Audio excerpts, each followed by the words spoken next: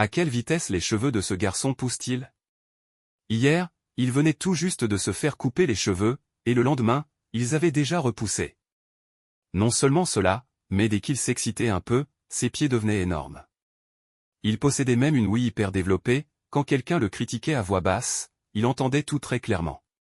Pourtant, malgré ses incroyables super-pouvoirs, Adam ne pouvait échapper aux brimades du caïd de l'école. Le caïd lui crachait exprès du chewing-gum dessus, lui en collant plein les cheveux. Adam se précipitait alors aux toilettes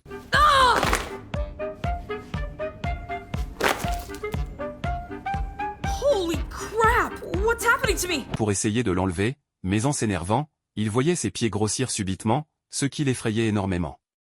Il n'eut d'autre choix que d'envelopper ses grands pieds dans du papier, mais cela ne fit que déclencher les moqueries de ses camarades. Gêné, Adam se réfugia dans le gymnase, mais le caïd Y attendait et lui lançait des ballons de basket dessus, en plus de jeter son sac de cours de tous côtés. Désemparé, Adam rentra chez lui. Sa mère, inquiète, lui demanda s'il avait été embêté à l'école, mais Adam ne lui dit pas la vérité. N'ayant pas d'autre solution, sa mère lui coupa les cheveux. Pourtant, le lendemain matin, ils avaient de nouveau entièrement repoussé. Adam fut terrifié. Craignant d'effrayer sa mère avec son apparence, il recoupa lui-même ses cheveux à la va-vite. Le résultat était tellement affreux qu'il dut porter un chapeau pour aller à l'école. Mais sur le chemin, le caïd et sa bande l'entourèrent à nouveau. L'un d'eux lui passa un bras autour du cou et lui arracha son chapeau, qui était un précieux souvenir de son père. Adam réussit à récupérer son chapeau grâce à un coup de poing bien placé et s'enfuit rapidement. Le caïd le poursuivit jusqu'à la maison d'Adam, où il brisa une vitre avant de finalement partir. En nettoyant les morceaux de verre, Adam découvrit une cachette secrète sous le plancher. Il y trouva une boîte, qui contenait des lettres envoyées par son père. Adam apprit alors que son père n'était pas mort et qu'il était en contact avec sa mère depuis tout ce temps. Adam, qui se sentit trahi, décida de partir à la recherche de son père. Très vite, Adam monta dans une voiture qui faisait du stop et suivit l'adresse indiquée jusqu'au fond d'une forêt. Mais à peine était-il entré dans les bois qu'il sentit qu'on l'observait dans son dos. Hello? Somebody there? Il jeta une pierre et aperçut vaguement une créature poilue. Pris de panique, il se mit à courir à toute vitesse, mais il trébucha sur un piège caché et roula en bas d'un talus. Il atterrit en plein sur la route, au beau milieu de la chaussée. À ce moment précis, un énorme camion arrivait droit sur lui. Au dernier instant, une ombre surgit et le sauva in extremis. Le lendemain, Adam se réveilla enfin, mais en voyant devant lui une énorme créature aux grands pieds, il hurla de peur et voulut s'échapper par la fenêtre. La créature l'attrapa aussitôt. L'homme expliqua alors qu'il était son père. Adam n'en croyait pas ses oreilles. Son père sortit alors une photo pour lui prouver ses dires. It's you, me, and your mom. You were 6 months old. Adam n'aurait jamais imaginé que son père soit en réalité un Bigfoot. Son père lui expliqua qu'il avait dû quitter la famille à contre-cœur et Adam finit par lui pardonner. Les jours suivants, sous la direction de son père, Adam développa de nombreux super-pouvoirs, la capacité de guérir rapidement, d'entendre des sons venant de plusieurs kilomètres à la ronde et de visualiser ces sons, de communiquer avec les animaux, et même de courir aussi vite qu'un éclair. Ainsi, père et fils vivaient heureux ensemble dans la forêt, et Adam découvrait enfin l'amour paternel qu'il n'avait jamais connu. Mais ce que le père et le fils ignoraient, c'est que la dashcam du camion avait enregistré la scène où le père sauvait Adam. Cette vidéo fut vite diffusée dans les journaux. Lorsqu'il apprit la nouvelle, Sambiao, le méchant de l'histoire, envoya immédiatement ses hommes capturer le Bigfoot. De son côté, la mère d'Adam, inquiète de ne pas le voir revenir, partit à sa recherche en voiture. Mais en chemin, elle fut capturée par les hommes de Sambiao. C'était la potion capillaire dont rêvaient tous ceux qui souffrent de calvitie, il suffisait d'une seule injection dans les fesses pour qu'un crâne chauve soit couvert de cheveux jusqu'à la taille.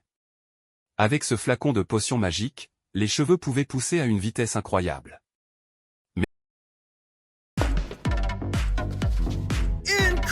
Mais cette vitesse était un peu trop extrême, le garçon se transforma aussitôt en véritable monstre poilu. Cette potion miraculeuse était fabriquée à partir de l'ADN du Bigfoot. Peu de temps auparavant, Sambiao était arrivé avec ses hommes dans la forêt. Pour forcer le Bigfoot à sortir de sa cachette, ils capturèrent Adam et le enfermèrent dans une voiture, avant de pousser le véhicule dans un incendie. Au moment critique, le père d'Adam surgit à temps. À main nue, il arracha le toit de la voiture et sauva Adam des flammes. Mais il ignorait que Sambiao, embusqué, l'attendait avec un fusil à fléchettes anesthésiantes.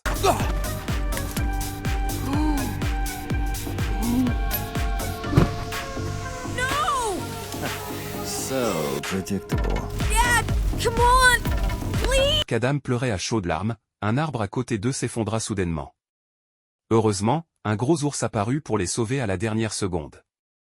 Mais le père d'Adam fut capturé par Sambiao. Pour sauver son père, Adam passa à l'action, il utilisa toute son éloquence pour convaincre un groupe d'animaux de l'aider. Ensemble, ils infiltrèrent la compagnie de Sambiao. Adam activa son pouvoir d'oreille hypersensible pour localiser les gardes et les caméras de surveillance. Puis, le pic vert entra en action pour détruire les caméras. Le raton laveur tenta de faire une démonstration de ses talents, mais malheureusement, la vitre n'était pas « Made in China » et il déclencha l'alarme. Les gardes arrivèrent en courant. L'ours, sans hésiter, fonça dans la salle de surveillance, provoquant un chaos total, si bien que les gardes s'évanouirent de peur. Adam trouva alors, grâce aux caméras, le laboratoire où son père était enfermé. Mais à ce moment-là, les gardes débarquèrent. L'ours saisit un énorme tuyau en métal et mit KO toute la bande. Le raton laveur tenta encore de montrer ses talents de kung-fu, mais son moment de gloire ne dura que 3 secondes.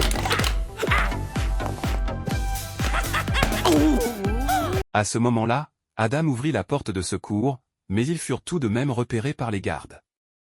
L'ours lança de toutes ses forces un renard qui, en plein vol, libéra une décharge électrique ultra puissante de 10 000 volts. Profitant de la confusion, Adam passa en mode « flash » et retrouva enfin son père enfermé dans le laboratoire. Ensemble, père et fils unirent leurs forces pour détruire le système de gaz toxique. Mais alors qu'ils s'apprêtaient à s'échapper, Sambiao surgit et les bloqua. Il utilisa la mère d'Adam comme otage pour faire pression sur eux. Pour sauver sa femme, le père d'Adam se sacrifia, il reçut plusieurs tirs de fusil et tomba à terre, avant d'être violemment poussé du haut d'un pont par Sambiao. Voyant cela, Adam entra dans une rage folle. Il utilisa un pistolet de détresse pour enflammer le gaz toxique, et la compagnie capillaire explosa en un immense brasier. Ensuite, Adam descendit sous le pont et retrouva son père, grièvement blessé et à l'agonie. Grâce à son pouvoir de guérison, Adam réussit à sauver son père à temps. Sambiao, de son côté, ne comptait pas abandonner si facilement. Mais cette fois, c'est la mère d'Adam qui mit fin à tout, elle prit une arme et l'assomma d'un tir bien placé. Le danger était enfin écarté. Le Big-Foo put alors retourner auprès de sa famille. À la fin de l'histoire, toute la famille recommença à vivre heureuse. Quant à Adam, lorsqu'il fut de nouveau confronté aux caïds de l'école, il n'éprouva plus la moindre peur. Cette fois, il choisit d'affronter la situation avec courage. C'est cela, la force du bonheur, cette force rend confiant et fort, sans craindre personne ni rien. Je suis Yun Chang.